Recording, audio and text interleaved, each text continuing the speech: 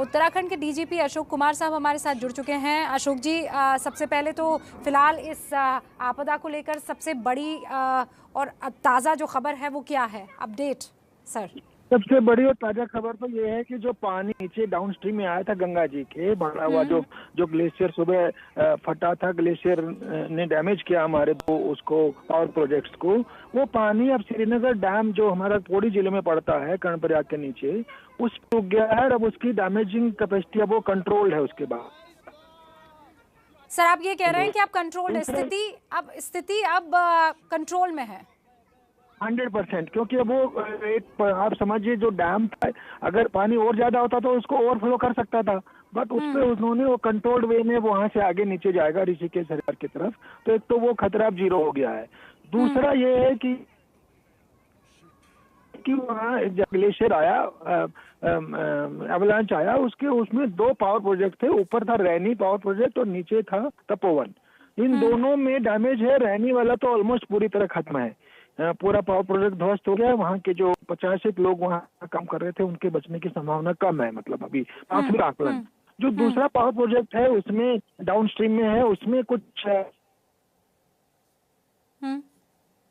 Sir आपकी आवाज cut गई है। सर आपकी आवाज कट गई। हाँ, दूसरा पावर प्रोजेक्ट, उसके बारे में बताइए। जी सर, जी सर। में है तब में था एनटीपीसी का, उसमें 1.5 में कुछ लोग बचे हुए हैं, कुछ अभी टनल भी हमें मिले हैं, तो हमारे वहाँ बचाव और राहत कार्य जारी है। तो पर ये है कि जो डैमेज हुआ वो इमीडिएट 10:30-11 के बीच ही हो गया है। उसके बाद डाउन स्ट्रीम में हमने अलर्ट कर दिया था, तो कोई गंगा किनारे जिससे जो होते हैं उन सबको दूर कर दिया था, तो वहाँ कोई बड़ा डैमेज नहीं हुआ है। अब वो डैमेज 100% मतलब कंट्रोल की स्थिति में, कि पानी जो है उस श्रीनगर से नीचे कंट्रोल तरीके से जाएगा, जितना डैम से छोड़ा जाएगा। सर आपने जो ये बड़ी खबर दी है कि तपोवन हाइड्रो प्रोजेक्ट के टनल में कुछ लोग आपको मिले हैं, यानी अभी वो जो 150 लोगों के लापता होने की खबर आ रही थी, उनमें से कई ऐसे हैं जो बचाए जा सकते हैं, वो टनल में कहीं हैं? जी कुछ है, अभी हम उसका एग्जैक्ट कर रहे हैं, कोशिश कर रहे हैं उन तक पहुंचने का, तो ये हम आपको क्लियर करेंगे। जी बहुत बहुत शुक्रिया सर हमसे बातचीत करने के लिए।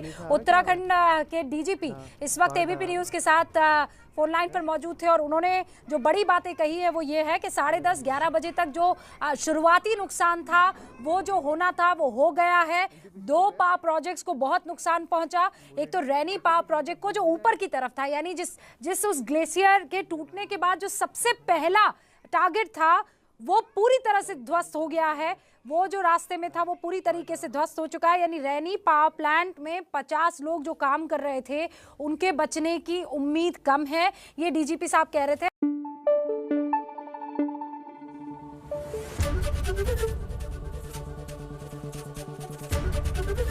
एबीपी न्यूज आपको रखे आगे।